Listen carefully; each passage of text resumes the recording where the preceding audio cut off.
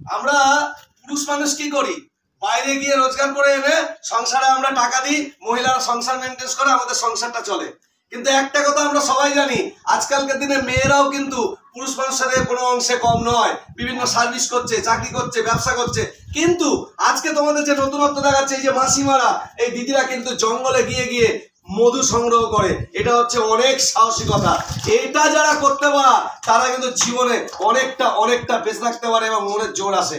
তা আমি বলছি না যে অন্যান্য ঘরের মহিলারা এটা করো, কিন্তু এটা আমি দেখালাম। তোমরা এদেরকে দেখে তোমরা আগামী দিনে নিজেদের যে সংসার বা নিজেদের কাজবাজ সবসময় এনার্জি নিয়ে চলো, এটাই বলার ছিল। এনারা কিন্তু জঙ্গলে জঙ্গলে প্রচুর মধু সংগ্রহ করে। কিছু বলার জন্য একটু বলছি। ওই তো পোকা এসে গেছে।